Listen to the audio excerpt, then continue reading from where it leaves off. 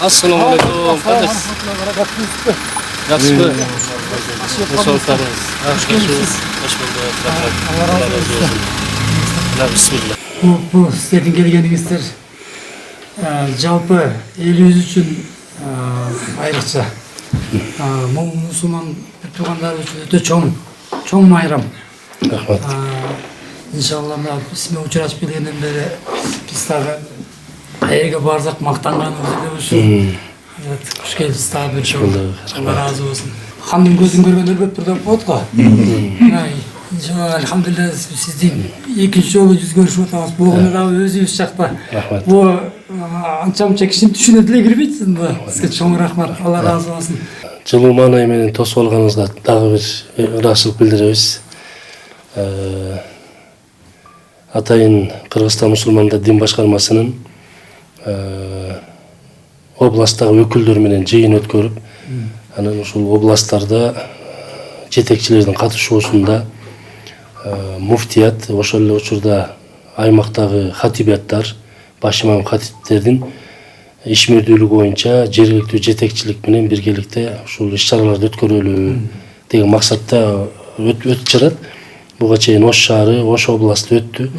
Бүгүн буюрса Нарын областында жакшы бир өткөрүп алдык. Кудайым буюрса максатына жетти деп ишенип турам. Негизинен ал жерде журт башчыбыз урматтуу Садым Кожоевичтин диний чөйрөдөгү кээ бир кемчилдиктерди алдын алууда атайын жарлык чыгарган билесиз. 54-жарлык ысырап корчулук боюнча. Ошол боюнча жер-жерлерде түшүндүрүү иштерин жүргүзгөнбүз да, бирок ошол отчетун угуу максатында кандай болду, бир максатка жете алдыкпы же кандай жардам керек, жергиликтүү жетекчилик менен дагы сүйлөшөлү, жардам сурайлы деген максатта келип ошол областтын отчетун уктук. Кудайым буюрса эми акырындык менен ошол ысырап корчулукка, нарк наслге жакшы көңүл бурулуп атыптыр областта. Элибиз да Кудай буюрса барган сайын диндар болуп баратат. Камкор болгон жетекчилерди көргөндө аябай сүйүнөбүз. Анан өзгөчө биздин структурадагы райондун баш имам хатиби менен тыгыз байланышы, бул кишини колдоп, сиздер канчалык бул кишини колдосоңуздар, динди колдогон болуп эсептелинет да, бул кишинин иши жеңилдейт. Анан ошол кезде дагы биздин хатипти аябай жакшы сөздөр менен алкап сүйлөдүңүз, биз ыраазы болуп калдык. Себеби жер-жерлерге барганда диний кызматкердин үстүнөн жакшы бир сөз укканда биз сыймыктанабыз да. Демек биздин имамдар жакшы иштеп атыптыр депчи. Коктунун арасында биз бара турган жер болуп калды. Казыбек айыл өкмөтүнө.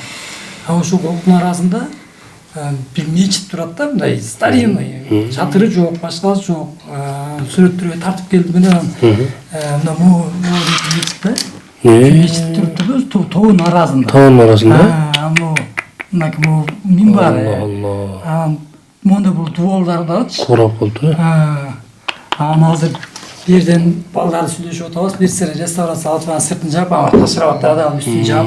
Аны бизде Казыбек Мамет Эмин деген өткөндө улуу казалчы, анан биринчи агартуучулардан Канат абалар жакшы билет аны. Биздин биринчи алфавитибиз араб алфавити болгондо, араб алфавитин жакшы билгендер бул исламдан кабары барлар деп мен тааныйм да. Ошо кишинин атасы Мамет Эмин ошо жерде эң алгачкында бир мечитин ачып 1700 канчанчы жылдардагы басылар экен. Ошону азыр Allah razı olsun Нурбек Бейшеналиевич биздин губернатор менен немесин карап атабыз, бир жакшы жайга айландыралы. Кийин барып мындай эң кадимий мечит тегиздирип туруп. Мен буну менен эмне айтмакчымын?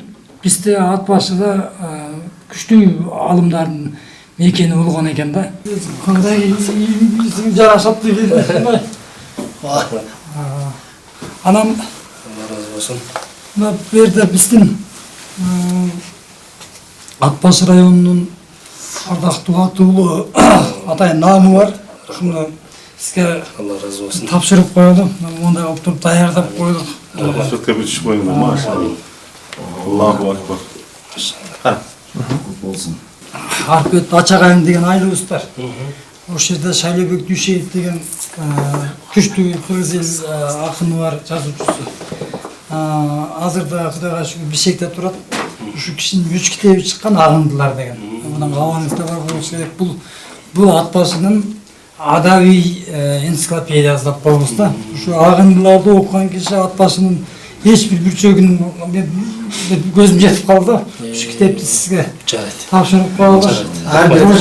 Түшкөн каардан бери сыпаттап ат башы мондай каржы айтты. Президентибиздин саясаты дагы алымдар кеңешинин саясаты, диний багыттагы бүт дин алымдары саясаты мурунку ата бабаларыбыз Ханафи мазхабын бекем тутунуп келген.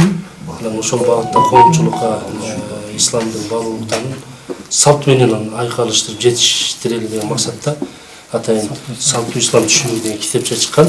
Иншалла таанышып коесуз. Анан буюрса пайгамбарыбыздын үлгүлүү кулк мүнөзү мындай негизи Рамазан аль-Бути деген чоң дин алым болгон. Ошол кишинин калемине таандык болгон китептер азыр кыргыз тилинде которула баштады. Алла разы болсун. Келиңиз. Рахмат. Амин. Алхамдулиллах ва салату ва саламу ала расулиллах. Ва'фу анна я карим ва гфир лана вархамна. Анта маулана ва анта карим ва я архамур рахимин. Жараткан Аллахым алакандарыбызды жайып, өзүңө жалбарып, дуа үмүтүндө кайрылып отурабыз. Аллахым бул алакандарыбызды башка кайтарып көрбө. Аллахым жараткан Кудайым ушул мекенибизге Атбашы районундагы баардык калкка жооптуу кызматтын башында турган урматтуу акимибизге Кудай Таалам күч кубат бергин. Амин. Алла Таалам ишиңизге ийгилик берсин, бул жооптуу кызматтарды жеңил кылсын. Кызматта жүргөн мезгилиңизде Кудай Таалам бөөдө кырыстан алыс кылсын. Ар бир сөзүңүзгө Кудай Таалам күч кубат берсин.